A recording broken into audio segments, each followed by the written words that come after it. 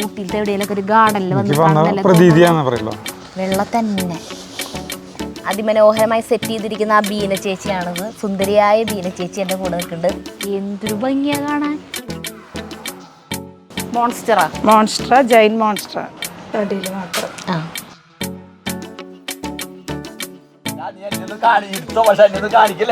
അതന്നെ കാണിക്കില്ല. നിങ്ങൾ കാണില്ലല്ലോ, നിങ്ങൾ കാണില്ല എന്ന് പറഞ്ഞാൽ മതി.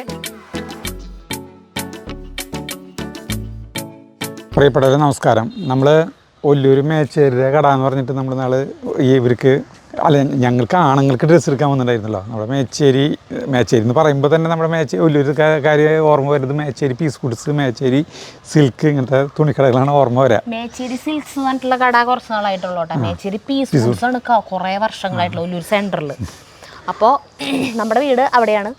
ഇതാണ് മേച്ചേരി സിൽക്സ് കാണുന്നുണ്ട് അവിടെ ആ ഷോപ്പ്. അതിൻ്റെ ബാക്കിലത്തെ വീടാണിത്. വീടെന്ന് പറഞ്ഞു കഴിഞ്ഞാൽ മേച്ചേരിക്കാരുടെ വീട് തന്നെ. ആ ഷോപ്പിൻ്റെ ആ ചേട്ടൻ്റെ പേര് തൊട്ട് ആളുടെ അനുജൻ്റെ വീടാണ് കേട്ടത്, ബെന്നി ചേട്ടൻ്റെ വീട്. അപ്പോൾ ഈ ബെന്നി ചേട്ടൻ്റെ ഭാര്യ ബീന ചേച്ചി നമ്മുടെ വീട്ടിലേക്കൊക്കെ വന്നിട്ടുണ്ട്. അപ്പോൾ ആ ചേച്ചി എനിക്ക് 2-3 ക്ലിപ്പ് ഇട്ടു ഈ ഗാർഡൻ്റെ. ഇത് പറഞ്ഞു നിങ്ങൾക്കിത് വീഡിയോ എടുക്കാനായിട്ടുള്ളൊരു ഇതുണ്ടെങ്കിൽ വരാൻ പറഞ്ഞിട്ട് വന്ന് നോക്കാൻ പറഞ്ഞു.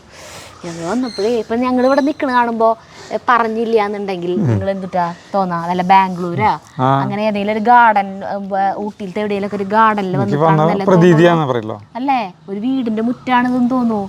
എന്തൊരു ഭംഗിയാ. ഞങ്ങൾ വന്നിട്ട് കുറെ നേരമായി പോലും മറന്നിട്ട് ഞങ്ങൾ ഇങ്ങനെ ഇതിന്റെ ഭംഗി ആസ്വദിച്ച് ഇവിടെ നിൽക്കാം. ബോഗൺവില്ല എന്ന് പറഞ്ഞാൽ ഇത്രയ്ക്കും ഭംഗിയുണ്ടാ. അപ്പൊ ഞാനിപ്പോ ചേട്ടൻ്റെ അടുത്ത് പറയാ, ഇതുപോലെ ഒരേപോലത്തെ വെക്കണം. നോക്കി ഈ ഭാഗം നോക്കി കണ്ട, വെള്ള തന്നെയാണ് ഇവിടെ, വെള്ള തന്നെ. എന്തൊരു രസം കാണാൻ. പിന്നെ ഇവിടേക്ക് വരുന്തോറും ഇരുട്ടായി. ഇരുട്ടെന്ന് പറഞ്ഞു കഴിഞ്ഞാൽ തണലാണ്, മരങ്ങളുടെ തണല്. മറ്റേ ഇവിടെ അപ്പോൾ ഈ ഇലച്ചെടികളാണ്, ഇൻഡോർ പ്ലാന്റ്സ് പോലെ ഷെയ്ഡിൽ വെക്കുന്ന പോലത്തെ ചെടികളാണ് ഇവിടെ മുഴുവൻ. നമ്മൾക്ക് കൂടുതലായിട്ടുള്ള കാര്യങ്ങളൊക്കെ ഞങ്ങളിതിങ്ങനെ ആസ്വദിച്ചുകൊണ്ട് നിൽക്കുകയാണ്. ഇതാണ് ഇവർ വീട് കേട്ടാ. ബീന ചേച്ചിയും ആ ചേട്ടനും എവിടെ ദൈവമേ അവർ ഇത്ര നേരം ഉണ്ടായിരുന്നു. നായനെ പൂട്ടാൻ പോയേക്ക. നായനെ ഒരു നായുണ്ട്, ഡാഷല്ല വേറെ എന്ത് നായന്. അപ്പോൾ അതിന് പൂട്ടാൻ പോയേക്കാണ്. അപ്പോൾ ഇത് കണ്ടപ്പോൾ അത്രയും വൃത്തിയിലാണ്, അത്രയും നീറ്റായിട്ടാണ് സൂക്ഷിക്കുന്നത്. എന്തൊരു ഭംഗിയാ കാണാൻ. കുറച്ച് സമയം നേരത്തെ വിളിക്കേ വരട്ടെ ചോദിച്ചിട്ട് അപ്പോൾ വന്നോന്ന് പറഞ്ഞു. അപ്പോൾ ഉച്ച തിരിഞ്ഞൊരു സമയമാണ്. പകൽ സമയത്ത് ഭയങ്കര വെയിലല്ല, അപ്പോൾ വെയിലത്ത് ചിലപ്പോൾ ഭംഗി കിട്ടില്ല വീഡിയോയിൽ. അപ്പോൾ അതുകൊണ്ട് ഞങ്ങൾ ഉച്ച തിരിഞ്ഞ് വെയിലാറിയ സമയം നോക്കി വന്നതാട്ടാ. അപ്പോൾ ഞാൻ പറഞ്ഞ ഇതൊക്കെ ഇങ്ങനെ സെറ്റ് ചെയ്തേക്കണ അതിമനോഹരമായി സെറ്റ് ചെയ്തിരിക്കുന്ന ആ ബീന ചേച്ചിയാണിത്. സുന്ദരിയായ ബീന ചേച്ചി എൻ്റെ കൂടെ നിൽക്കുന്നുണ്ട്. ചേച്ചിക്ക് ഈ സപ്പോർട്ടൊക്കെ കൊടുക്കുന്ന ബെന്നി ചേട്ടൻ വരാൻ സമ്മതിക്കണില്ല. ഒരു ലുങ്കി മുണ്ടും ബനിയനിട്ടിട്ട് അവിടെ കിടന്ന് നടക്കുക, ഇങ്ങോട്ട് വരാൻ കൂട്ടാക്കണില്ല ആള്. നമുക്ക് ആളെ കാണിക്കാം.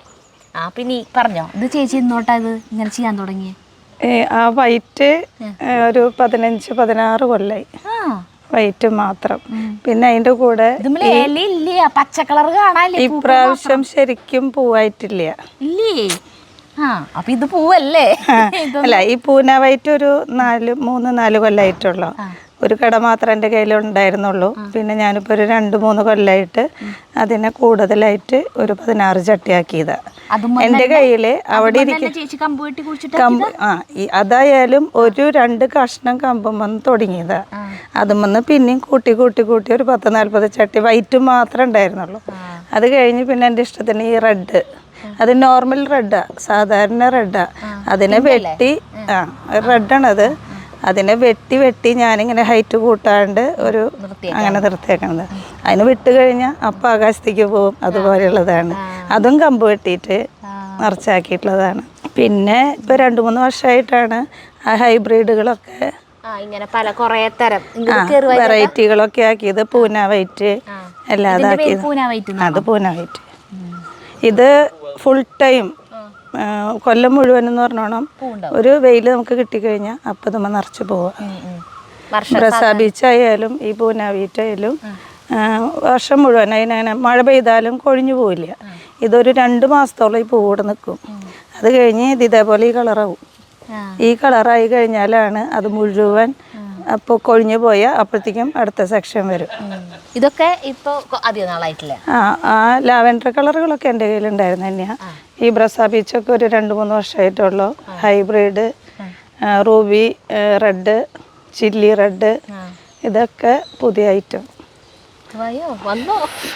അതിലേ നമ്മൾ കുറച്ച് നാൾ മുന്നേ മറ്റേ ബോഗൺവില്ലയുടെ ആ നഴ്സറിയിൽ പോയതുകൊണ്ട് എനിക്ക് ഈ ചില പേരുകളൊക്കെ കേൾക്കുമ്പോൾ കേട്ട് പരിചയം തോന്നുന്നുണ്ട്. പിന്നെ ചില്ലി റെഡ് അങ്ങനെയൊക്കെ കേൾക്കുമ്പോഴേ. ഇത് റൂബി റെഡ്. ഏതിത്? അത് ചില്ലി റെഡ്, അതിന്റെ ബാക്കിലിരിക്കുന്നത്. ഇതുമലൊക്കെ ഇങ്ങനെ തന്നെ ഉണ്ടാവുള്ളൂ? അല്ല, കുറച്ചും കൂടിയൊക്കെ പോവാം. ഈ പ്രാവശ്യം ശരിക്കും അതിന് വെള്ളമൊന്നും കൊടുത്തിട്ടൊന്നുമില്ല. അതെ. പിന്നെ വെയിലത്ത്, ഇവിടെ വെയിലിപ്പോ കുറവാണ്. ഈ പാമ്പൊക്കെ വന്നതിന് ശേഷം വെയിൽ കുറവാണ്. പിന്നെ ബാക്കിലായിരുന്നു, ഫ്രണ്ടിക്കൊന്നും എടുത്ത് വെച്ചിട്ടില്ല. അതിന് ജൈവവളമാണ് ഞാൻ ഇപ്പോഴും കൊടുക്കാറ്. ഈ പ്രാവശ്യം ഇപ്പൊ കൊടുത്തുള്ളൂ, അതുകൊണ്ട് കുറെ ലേറ്റായി. സാധാരണ ഒരു നവംബർ തൊട്ട് നമുക്ക് തുടങ്ങും. ഒരു 6 മാസം മഴ തുടങ്ങിയാലും പൂവുണ്ടാവും. അതുവരെ ഉണ്ട്. ഇപ്പോൾ ജനുവരിയോടുകൂടി ഇപ്പോൾ പൂവായിട്ടുള്ളൂ. പിന്നെ മഴക്കാലം നമുക്ക് ഡിസംബറിലും മഴയല്ലായിരുന്നു. അത് കാരണം വെയിലില്ലാത്ത കുറച്ച് കുറവായി. അത് ഞാൻ അന്ന് നമ്മൾ ബോഗൺവില്ലയുടെ ആ നഴ്സറിയിൽ പോയപ്പോഴും പറഞ്ഞു, ഡിസംബറിൽ ആ മഴ കിട്ടിയത് കൊണ്ട് പൂവ് കുറവാണ്. ഈ മാർച്ച് ഏപ്രിലൊക്കെ ആകുമ്പോൾ ഭയങ്കര വെയിലാവില്ലേ? ഇതിപ്പോൾ കുറേ സെക്ഷനുകൾ പൂവാവും. ഇതിപ്പോൾ ഇത് കഴിഞ്ഞ് കഴിഞ്ഞാൽ പിന്നെ വീണ്ടും അടുത്ത പൂവാവും. അപ്പം സാധാരണ ഞാൻ ഇതിന് ജൈവവളം കൊടുക്കുക. ഗോമൂത്രം, പച്ചച്ചാണകം, കപ്പലണ്ടി പിണ്ണാക്ക്, ഗോമൂത്രം പശുള്ള വീട്ടിൽ നിന്ന് കൊണ്ടുവരും. അത് കൊണ്ടുവരും. പച്ചച്ചാണകം കൊണ്ടുവരും. കപ്പലണ്ടി പിണ്ണാക്ക്, വേപ്പ് പിണ്ണാക്ക്, അതൊരു ദിവസം കുതിർത്തും. ഇതെല്ലാം കൂടി മിക്സ് ചെയ്തിട്ട് 1 കപ്പിന് 4 കപ്പ് വെള്ളം ഒഴിക്കും. അല്ലാന്നുണ്ടെങ്കിൽ ചെടി മുഴുവൻ ഉണങ്ങിപ്പോൾ. അങ്ങനെയാണ് സാധാരണ ചെയ്യാറ്. ഇപ്പം ഞാൻ ഡ്രമ്മിലാണ് ചെയ്യണത്. ഡ്രമ്മിൽ ജൈവവളങ്ങൾ, അതിൻ്റെ കൂടെ കൊന്നിയുണ്ടല്ലോ, അതിൻ്റെ അല്ല നമ്മൾ തെങ്ങിനൊക്കെ ചെയ്യണ വളല്, അത് റംബൂട്ടാനും മാങ്കോസ്റ്റിനൊക്കെ വേണ്ടി ചെയ്യണതാണ്. പക്ഷെ ഇപ്പോൾ ഞാൻ മറ്റേത് ചെയ്യണില്ല, ഡ്രമ്മിൽ അത് ചെയ്യണേ. അത് ചെയ്തിട്ട് ആ വളങ്ങൾ ഇപ്പം ഞാൻ ഇവർക്ക് കൊടുക്കണം. അത് കാരണം എനിക്ക് തോന്നുന്നു എല്ലാ പ്രാവശ്യത്തേക്കാളും പൂവ് കൂടുതലുണ്ടെന്ന് തോന്നുന്നു. ഈ മതിലുമ്മലൊക്കെ കാറ്റ്സ് ക്ലോ പടർത്തിയിട്ടുണ്ട്. പിന്നെ ഇതേ മുകളിൽ കണ്ട ഇതാ തന്നെയല്ല, എന്തായാലും അത് പൂന വൈറ്റ്. പൂന വൈറ്റ് എന്തൊരു ഭംഗിയാ കാണാൻ. അത് നോർമല് നമ്മുടെ സാധാ ഹൈബ്രിഡ് ഒന്നല്ല, അത് കുറേ വർഷങ്ങളായിട്ടുള്ളതാണല്ലേ. ഒരെണ്ണത്തുമ്പോൾ തന്നെ കമ്പ് വെട്ടി വെച്ച് അങ്ങനെ വേര് പിടിപ്പിച്ചുണ്ടാക്കി കൊണ്ടുവന്നിട്ടുള്ള അല്ല. ഇതിനോടൊരു ഇഷ്ടം ഉണ്ടെങ്കിലേ നമ്മൾ ചെയ്യാം. ഇതുമേ ഉണ്ടാവണ പൂവ് കണ്ട കേട്ടാ, ഈ കാറ്റ്സ് ക്ലോമേ മഞ്ഞ കളറിലെ പൂവ്. ഈ പൂവ് ഉണ്ടാകുമ്പോഴും നിറച്ചുണ്ടാവും തോന്നുന്നുണ്ട്. അത് പടർന്നാവണല്ലോ. അധികമായിട്ടില്ല വെച്ചിട്ട്, 1 കൊല്ലമായിട്ടില്ലേ അത് വെച്ചിട്ടല്ലേ. ഇങ്ങനെ ഗ്രില്ല് വെച്ച് കൊടുത്തിട്ട് നമ്മ പടർത്തിയേക്കാം അല്ലേ. പിടിക്കും. മൊത്തം എത്ര ചട്ടികൾ ഉണ്ടാവും? എണ്ണീറ്റില്ല അല്ലേ. അല്ല ഇതൊക്കെ നനയ്ക്കണമെങ്കിൽ ഒരു പണിയല്ലേ. ചട്ടി ആയതുകൊണ്ട് എല്ലാ ദിവസവും നനയ്ക്കണം. ഇങ്ങനെ 2 നേരം നനയ്ക്കുമോ? ആദ്യമൊക്കെ ഞാൻ 2 നേരമായിരുന്നു. ഇപ്പൊ ഞാനതിനെ 1 നേരമാക്കിയായിട്ട് വൈകിട്ട് നനച്ചു കഴിഞ്ഞാൽ പിന്നെ പിറ്റേ ദിവസം നിന്നോളും. അപ്പൊ ചേച്ചിക്ക് നനയ്ക്കേണ്ട ടൈം ആവാറായി അല്ലേ? അല്ലേ, ഈ നേരത്തെ നനയ്ക്കൽ തുടങ്ങി. ഇനി നമുക്ക് അപ്പുറത്തേക്ക് കിടക്കാം. ഈ വൈറ്റാണ്, ഈ വൈറ്റ് ഫുള്ളാണ് ആദ്യമേ തൊട്ടുള്ള വൈറ്റ്. എനിക്ക് ഈ വൈറ്റിനോട് എപ്പോഴും ഇഷ്ടമുള്ളൂ. എൻ്റെ വകയായിട്ടാണ് അടുത്ത രണ്ടാമത്തെ റെഡ് ചേർത്തു. പിന്നെ ഞാൻ പൂന വൈറ്റ്, പിന്നെ ഹൈബ്രിഡ്. ഇപ്പോഴും ആള് പറയണേ വൈറ്റ് മാത്രം മതിയെന്ന്. അതെ, ബെന്നി ചേട്ടന് വൈറ്റ് ആണ് ഇഷ്ടം. എന്നുവെച്ചാൽ ഇത് മാത്രം വീട് മൊത്തം വൈറ്റ് ആയിരുന്നു. ഇത് പെട്ടെന്ന് പൂ കൊഴിയൂട്ടാ. നമ്മുടെ ഹൈബ്രിഡ് തന്നെ നാടനിൽ പഴയ കാലത്തെ നോർമൽ ചെടിയാണ്. നാടനല്ല, പക്ഷെ ഇതിൻ്റെ തണ്ടൊന്നും, ഇതൊക്കെ ഇപ്പോൾ ഒരു 15 വർഷത്തോളം പഴക്കമുള്ള ചെടികളാണ്. പക്ഷെ അതിൻ്റെ തണ്ടുകളൊന്നും വണ്ണം വെക്കില്ല. അത് വെട്ടി നിർത്തില്ല അല്ല. ഇത് എല്ലാ പൂവുണ്ടായി കഴിയുമ്പോൾ, മഴയൊക്കെ കഴിയുമ്പോഴാണ് നമ്മൾ ഹാർഡ് പ്രൂണിങ് ചെയ്യുക. അതിനെ എന്നിട്ട് ഹാർഡ് പ്രൂണിങ് ചെയ്ത് ബാക്കിൽ കൊണ്ടുവന്ന് വയ്ക്കും. പിന്നെ മഴയൊക്കെ മാറി നമ്മളൊരു സെപ്റ്റംബറൊക്കെ ആകുമ്പോൾ ആ ഹാർഡ് പ്രൂണിങ് കഴിഞ്ഞ് നമ്മളൊന്ന് നോർമലായിട്ടും ചെറുതായി നമുക്ക് ഏത് ഷേപ്പ് ഇഷ്ടമുള്ളതെന്നുണ്ടെങ്കിൽ അതിനനുസരിച്ച് നമ്മൾ ഹൈറ്റ് കൂട്ടണോ കുറയ്ക്കണോ എങ്ങനെയാണെന്നുള്ളതിനനുസരിച്ച് നമുക്കൊന്ന് പ്രൂൺ ചെയ്ത് പിന്നെ വളം കൊടുക്കുകയാണെങ്കിൽ ശരിക്കും പറയണമെങ്കിൽ പൂവുണ്ടാവും. ഇപ്പം നമ്മുടെ കാലാവസ്ഥ കുറച്ച് മാറിയ കാരണം മഴ കൂടുതലായതുകൊണ്ട് പൂവുണ്ടാവല് കുറച്ച്. ഈ സൈഡ് മൊത്തം ഇങ്ങനെ സ്റ്റാൻഡ് ഉണ്ടാക്കിയിട്ട് അതുമ്പോൾ ഇങ്ങനെ ചട്ടികൾ വെച്ചിരിക്കുക. സ്റ്റാൻഡൊന്നും കാണില്ല ഇലകൾ നിറഞ്ഞിട്ടേ. അത് കാരണം കൊണ്ട് ഭയങ്കര ഭംഗിയാണ് കാണാനായിട്ട്. സ്റ്റാൻഡ് കാണില്ലല്ലോ. ചേച്ചിയുടെ വീട് എവിടെയാ? കർണാടക. അപ്പൊ ആ വീട്ടിലൊക്കെ അവിടെ ചെടിയുണ്ട്. ഇവിടെ അപ്പച്ചനായിട്ട് അന്തൂറിയും കുറേ ഉണ്ടായിരുന്നു. പിന്നെ ഞാൻ ഓർക്കിഡ് ക്ലബിലുണ്ടായിരുന്നു, കൃഷിഭവനിൽ ഫ്ലോറിക്കൾച്ചർ ക്ലബിലുണ്ടായിരുന്നു. അങ്ങനെ കുറേ ഓർക്കിഡും ഇതൊക്കെയായിരുന്നു തറവാട്ടിലുള്ള. അപ്പോൾ ഇവിടെ വന്നതിന് ശേഷമാണ് ബൊഗെയിൻവില്ലയൊക്കെയായിട്ട്. എൻ്റെ തറവാടല്ലേ ഇവിടുത്തെ തറവാട്. ഇൻഡോർ പ്ലാന്റുകൾ, CC പ്ലാന്റ്, ഇത് ഫിലോഡെൻഡ്രോൺ, അഗ്ലോണിമ, ഇതൊക്കെ സ്നേക്ക് പ്ലാന്റിൻ്റെ വെരിഗേറ്റഡ് ഹൈറ്റ് വയ്ക്കാത്തത്. ഇനി ബാക്കിലേക്കൊക്കെയോ പച്ചക്കറി തോട്ടമൊക്കെ ഉണ്ടാ? പച്ചക്കറി തോട്ടം ഒക്കെ ഉണ്ട്, ഇപ്പൊ കുറച്ച് കുറവാണ്. അത് ബാക്കിൽ മുകളില ജൈന്റ് മോൺസ്ട്ര ആണ് ഈ ചെടിയുടെ പേര്. തണല് വേണല്ലേ? ഇത് കാട്ടില് ഇങ്ങനെ മരത്തുമ്മ കള്ളി പിടിച്ച് ഇങ്ങനെ കയറണതാണ്. ഇത് മരത്തുമ്മലാണോ? അല്ല, ഇത് ഞാൻ ചട്ടിയില വെച്ചാണ്, എല്ലാം ചട്ടിയില. ഇതിലേറെ ബാക്കിലുണ്ട്. ബാക്കിലേക്ക് പോവാം. ഞങ്ങൾ ഇവിടെ തന്നെ കണ്ടിട്ട് അന്തം വിട്ടിട്ടാ നിൽക്കണേ. സിറ്റ് ഔട്ടിലും കുറച്ചുണ്ട് നല്ല മോഡൽ പോട്ട്സ്. ഇതിന്റെ മെയിൻ്റനൻസ് ഒക്കെ അത്യാവശ്യം നല്ല പണിയില്ലേ? അപ്പൊ എപ്പോഴാണ് ഈ ഗാർഡനിൽ അകത്ത് കയറാൻ സമയം കിട്ടില്ല? ഞാൻ അങ്ങനെ ഫുൾ ടൈം ഒന്നുമില്ല. കാലത്ത് കുറച്ച് നേരം, ഉച്ചതിരിഞ്ഞ് നനയ്ക്കാൻ കുറച്ച് നേരം. അതിൻ്റെ ഇടയിൽ നമുക്ക് ചിലപ്പോൾ ഒരു ദിവസം ആളെ കിട്ടുമ്പോൾ ചട്ടി നീക്കലൊന്നും ഞാൻ ചെയ്യില്ല. അപ്പോൾ ആളെ കിട്ടണ സമയത്ത് എല്ലാതും അങ്ങോട്ടും ഇങ്ങോട്ടും മാറ്റില്ല, അങ്ങനത്തെ കാര്യങ്ങൾ റിപ്പോർട്ട് ചെയ്യുക, അങ്ങനെയൊക്കെ ആകുമ്പോൾ ചേട്ടനെ വിളിക്കും. അപ്പോൾ അതിനൊക്കെ ഒരു സഹായം ഉണ്ടാവും. ആദ്യം ഒന്നും തന്നെയാണ് ചെയ്ത് തരണേ, ഇപ്പോൾ അത് പറ്റണില്ല. സ്നേക്ക് പ്ലാന്റ്സ് ഇവിടെ കുറേ ഉണ്ട്. അതൊരു ഒരു പ്രത്യേകതരം ഫേണ കേട്ടാ ധരിക്കണത്. ഇതൊക്കെ ഹെലിക്കോണിയയുടെ വർഗ്ഗമാണ്, പക്ഷെ ഫിലോഡെൻഡ്രോൺ ആ ഇതിൽ പെട്ട്. ഇതൊക്കെ ചെറിയ പ്ലാന്റുകൾ, ബ്രാസിയ. ഞാൻ ഓരോ ചെറിയ കട വാങ്ങുള്ളൂ, പിന്നെ അതിനെ വലുതാക്കി ഉണ്ടാക്കി എണ്ണം ചട്ടിയില കൂട്ടും. ഇവിടെ കുറേ കിളികൾ. ഇത് ബെന്നി ചേട്ടന്റെ സെക്ഷനാണ്. ഇത്ര ആളാണ് ഇവരെ കാര്യങ്ങൾ നോക്കാം അല്ലേ? ഇത് വീടിന്റെ പുറകു വശമാണ് കേട്ടാ. ചെയ്യണ്ട, ഞാൻ ചോദിക്കായിരുന്നു ചേച്ചി ഉണ്ടാക്കിയതാണോ എന്ന്, വെറുതെ ചോദിച്ചതാ. അപ്പൊ ഈ വീട്ടിൽ ഇങ്ങനത്തെ എന്തൊക്കെ സാധനങ്ങൾ ഇരിക്കുന്നുണ്ടോ അതൊക്കെ ചേച്ചി ഉണ്ടാക്കിയതാന്ന് പറഞ്ഞു. ഫർണിച്ചർ മാത്രമാണ്. ഫർണിച്ചർ പണിതാവും അല്ലേ? ഇത് കറക്റ്റ് പണിയിപ്പിച്ചിട്ടുള്ളതല്ലേ? ഇത് ആപ്ലിക്കാണ്, ആപ്ലിക് വർക്ക്. ഇതൊരു കുർത്താര ടോപ്പാണ്. 1750 രൂപയാണ് ഈ ഒരു ഇതിന് മെറ്റീരിയലിൻ്റെ വില. ഇത് വേണമെന്നുണ്ടെങ്കിൽ നമ്മൾ ഫുള്ള് സെറ്റാക്കി കൊടുക്കും, ഷോളും ബോട്ടം കൂടി. അല്ലാന്നുണ്ടെങ്കിൽ ഇങ്ങനെ ഇതെടുത്താൽ നമുക്ക് സ്റ്റിച്ച് ചെയ്ത് കഴിഞ്ഞാൽ ഓഫായിട്ട് തന്നെ ഇത് വേണമെങ്കിലും ഇടാം. അപ്പം ഇങ്ങനത്തെ പ്ലെയിൻ തുണി എടുത്തിട്ട് ചേച്ചി വർക്ക് ചെയ്യും. കസ്റ്റമൈസ് ആയിട്ട് അവർ കൊണ്ടുവരണതിനും നമ്മൾ ചെയ്ത് കൊടുക്കും. ഇതൊരു നെറ്റ് ആരെങ്കിലും പറഞ്ഞിട്ട് ചെയ്ത് വെച്ചിരിക്കുന്നതാണോ? അല്ല, നമ്മളിങ്ങനെ കുറച്ച് ചെയ്തതാ. ഇത് നെറ്റ് കോട്ടയാണ്, ഹാൻഡ് വർക്ക്, നെക്ക് പീസ് എല്ലാം സെപ്പറേറ്റ് ചെയ്യുക. ഒരു ഡിസൈൻ വേറെ ഒരെണ്ണത്തുമ്മ ചെയ്യില്ല. ഇത് സാറ്റിൻ റിബൺ കൊണ്ടുള്ള വർക്കാണ്. ഈ കാണുന്നതൊക്കെ സാറ്റിൻ റിബണാണ്. എനിക്കൊന്നും അറിയില്ല, ഇങ്ങനെ പറഞ്ഞാൽ കാണാൻ നല്ല ഭംഗിയുണ്ട്. കുറച്ച് വർഷം മുന്നേ വരെ സ്റ്റാഫിനെയൊക്കെ വെച്ചിട്ട് ഒരു ബിസിനസ് ഉണ്ടായിരുന്നു. ഇപ്പൊ ഒക്കെ വേണ്ടെന്ന് വെച്ചതൊക്കെ നിർത്തി. കൊറോണയുടെ സമയത്ത് അങ്ങനെ അടച്ചതാണ്, പിന്നെ സ്റ്റാർട്ട് ചെയ്തിട്ടില്ല. ഡിസൈനിങ് മാത്രം. ഇപ്പൊ ചേച്ചി ഇങ്ങനെ ഒറ്റയ്ക്ക് ഇങ്ങനെ ഇരുന്നിട്ട് ചെയ്യൂല്ലേ? കുറേശ്ശെ, അങ്ങനെ വലിയ കാര്യമായിട്ട് പുറത്തേക്ക് ചെയ്ത് കൊടുക്കണില്ല, കുറേശ്ശെ ചെയ്ത് വെക്കണുണ്ട് മാത്രം. അപ്പൊ സ്ഥിരം കസ്റ്റമേഴ്സ് ഉണ്ട് ഇവിടെ വന്ന് എടുക്കണവരുണ്ടാവുമല്ലോ?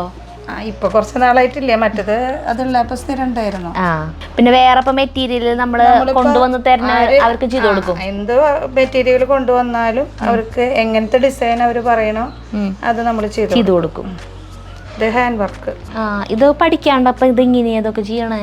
അത് നമ്മള് ഡിസൈനും ത്രെഡും എല്ലാം അവർക്ക് കൊടുക്കും. അവര് 2-3 കുട്ടികളുണ്ട്. അവര് നമ്മൾ ഏത് മോഡൽ പറയണോ അവരത് ചെയ്ത് വെക്കും. എല്ലാം മാറി മാറി. ഇപ്പോൾ ഒരു ഇതുമ്മ ചെയ്ത വർക്ക് സെയിം തന്നെ നമ്മൾ അടുത്തമ്മ ചെയ്യില്ല. എനിക്ക് പുറത്തുനിന്ന് പോകുമ്പോൾ എടുക്കാൻ ഇഷ്ടമല്ല, കാരണം നമ്മളൊരു കളർ ഇടും, കുറച്ച് കഴിയുമ്പോൾ അപ്പുറത്ത് വേറെ എണ്ണം കാണും. നമ്മുടെ ഡ്രസ്സ് നമ്മുടെ കാണില്ല. അങ്ങനെ എൻ്റെ സാരികളും കുർത്തകളും ഞാൻ ഇങ്ങനെ പതുക്കെ ഡിസൈൻ ചെയ്തു, ഫ്യൂഷനായിട്ട് ചെയ്തു. സാരി ഫ്യൂഷൻ സാരികൾ ഇറങ്ങി. എൻ്റെ സാരിയും തന്നെ ഞാൻ, എനിക്ക് തയ്യലറിയില്ലെങ്കിലും ഞാൻ കട്ട് ചെയ്ത് എൻ്റെതായി അതിൽ ചെയ്തു. അപ്പം അത് കണ്ടിട്ട് കുറെ ഫ്രണ്ട്സ് റിലേറ്റീവ്സും ചോദിച്ചു, ഞാൻ തന്നെ ഇരുന്ന് തയ്ച്ചു കൊടുത്തായിരുന്നു. പിന്നീട് എനിക്ക് ഒരാളെ കിട്ടി, പിന്നെ ഒരു 2 ആളായി, 3 ആളായി, 4 ആളായി. ഹാൻഡ് വർക്ക് പേളിൻ്റെ സ്ലീവമ്മ നെക്ക് പീസിൽ നെക്കിൻ്റെ ഒരു സൈഡിൽ വരും. ലോ ബഡ്ജറ്റിലാണ് ഇതൊക്കെ. നമുക്ക് ആർക്ക് വേണമെന്നുണ്ടെങ്കിലും പിന്നെ സ്ഥിരം കഴുകി ഉപയോഗിക്കാവുന്ന തുണികളാണ്. റേറ്റ് കൂടിയത് അല്ലെങ്കിൽ റോ സിൽക്ക് ടെസറൊക്കെ കസ്റ്റമൈസ് ആയിട്ട് നമ്മൾ അവർ പറയുമ്പോൾ മാത്രം ഇന്നത് വേണം പിന്നെ ആവശ്യത്തിന് അങ്ങനെ പറയുമ്പോൾ മാത്രം ചെയ്യും. താഴെ മാത്രം വർക്ക് വരുന്നത് അത് മിഷൻ എംബ്രോയിഡറി ആണിത്. അപ്പോൾ കോസ്റ്റ് കുറയും. ഹാൻഡ് ആകുമ്പോൾ കാശ് കൂടും അല്ലേ? അതും നമുക്ക് തീരെ കുറവിൽ ചെയ്യാം.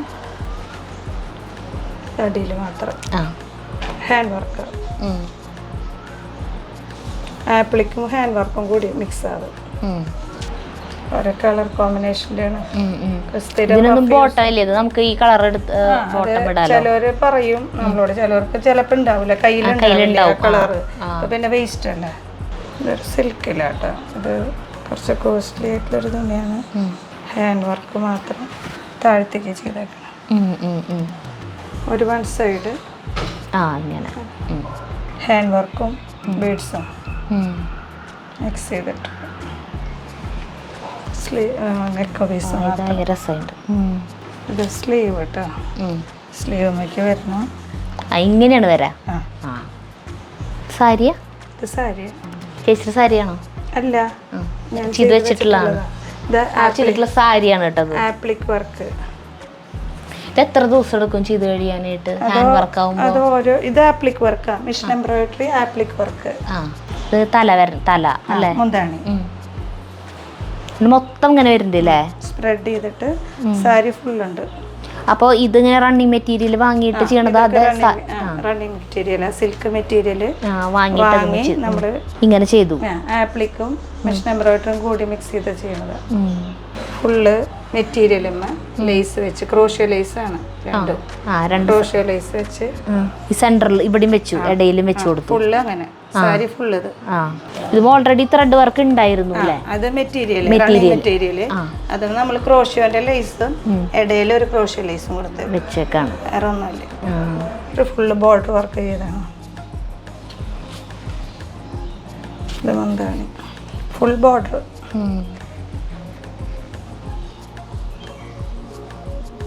മൊത്തം ചെയ്തിട്ടുണ്ട് അല്ലേ? മൊത്തം ഉണ്ട്. കണ്ട നോക്കിയേ പൂക്കളൊക്കെ ദൈവമേ, ഇതൊക്കെ ആള് ചെയ്തിട്ടുള്ളതാണ് കേട്ടാ.